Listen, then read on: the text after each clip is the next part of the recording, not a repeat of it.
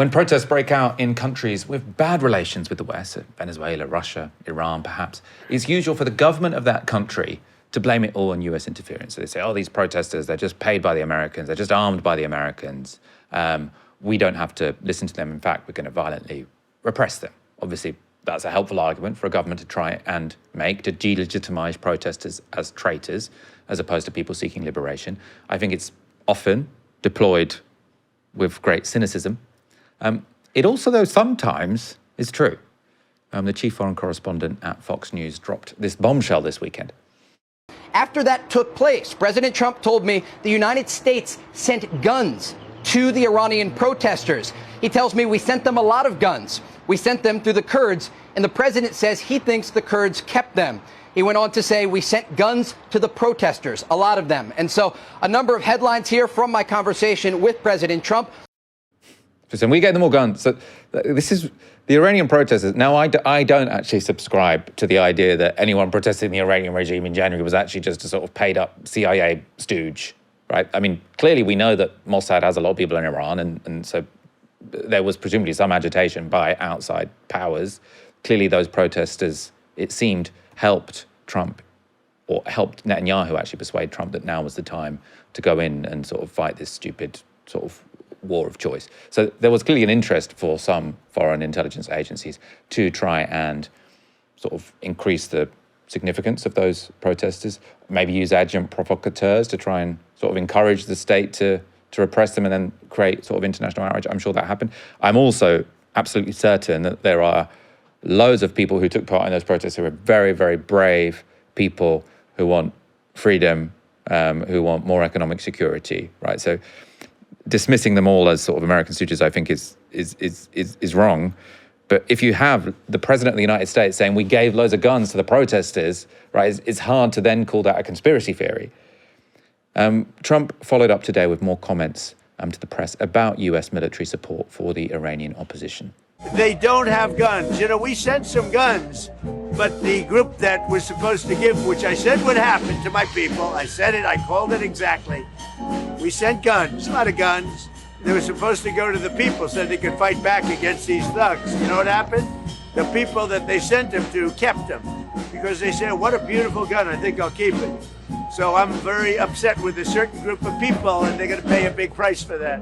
But the Iranian people will fight back as soon as they know they're not going to be shot and as soon as they can get weapons. If they had weapons, not many of them, if they had weapons that would go in the other way, and you know what would happen? Iran would give up in 2 seconds because they wouldn't be able to take it.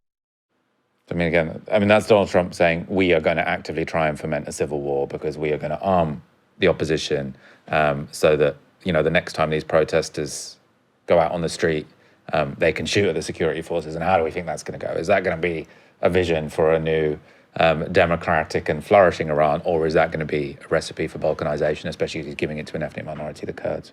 I mean, I would like to see some reporting in the next few days about what's exactly gone on there, because he clearly doesn't understand half of what's done in his name. He doesn't understand the situation he's in. He doesn't understand the war, doesn't understand the operations, doesn't understand the risks.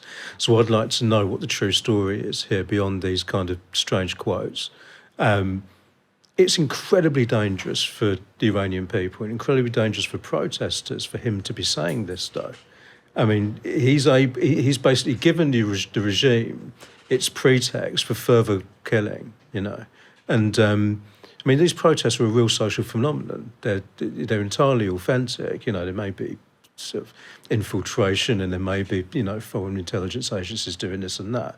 But this is a genuine social phenomenon. And by saying, actually, this is something that I'm fomenting, he's given the Iranian regime carte blanche to say, well, you heard what Trump said. These aren't genuine protesters.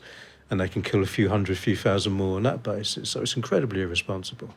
Of course, when you're bombing civilian infrastructure, as Donald Trump is, you're destroying institutions, whether, you know, the people who rely on those institutions support the Iranian government or not. Tehran's Sharif University was destroyed in strikes today and over the weekend. It's the top destination for science and engineering students in Iran and has been called the country's equivalent of MIT. It's also been a place that's given rise to quite a lot of anti-government protests. So just 2 months ago in February, student protesters at Sharif University hanged a toy mouse as an effigy in mocking reference to Iran's supreme leader at the time, Ayatollah Ali Khamenei. Days later, he was killed in an early US-Israeli attack on Iran. So, I mean, there's lots of comments I've sort of seen reporting. Reported in the NYT, there were some people who, was connected to that university there are still some sort of Iranians, especially outside the country, who are very gung-ho about, keep going, we want to take out this entire regime so we can bring in Reza Pahlavi or whatever, who was saying, yes, the university was dual use. I mean, every university is dual use, right? Every university in America also does research that will be useful for the military. That doesn't mean you can just go bomb MIT. I mean, MIT does loads of military research. So that doesn't mean you get to bomb it. But also, actually, lots of the reporting has been sort of speaking to people associated with the university who are saying, we were protesting the Iranian government 2 or 3 months ago, but this is not what we want. This is not what we wanted, basically. When we were protesting the Iranian government, our hope wasn't that the Americans would come and bomb our university. Yeah, I mean, it just takes me back to the start of the war and all those people on the right who were reflexively supporting it and invoking the well-being of the Iranian people in doing so, in the sort of reflexive belief that A, America would be able to deploy its military might and simply get what it wanted within a few days, and B, that this would be a liberation for the Iranian people. I mean, yeah, it just takes this reflexive assumption that the West are automatically the good guys and they want the liberation of people around the world.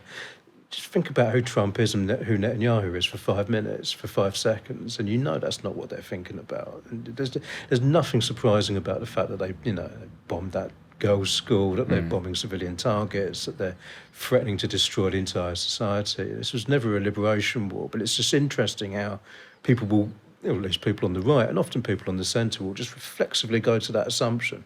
No matter what the facts are, they'll go to that assumption in these situations. So we have absolutely no reason to believe that Donald Trump cares about anything other than self-aggrandizement and sort of violence and destruction. But this time, it just so happens that his violent narcissism coincides with a liberal goal, which is democracy in Iran. I mean, there was slightly less of that this time around than there was with Iraq in 2003. But still quite a lot of it. At the beginning, there was some, yeah. Let's wrap up, David Waring. Thank you so much for joining this evening. Not at all. Thank you for coming in on a bank holiday. We really appreciate it. Thank you guys for tuning in. A final reminder to fill in the audience survey. If you haven't yet, just go to novara.media/survey to fill it in. Thank you all for tuning in. Come back tomorrow for another live stream from 6 p.m. For now, you've been watching Novara Media. Good night.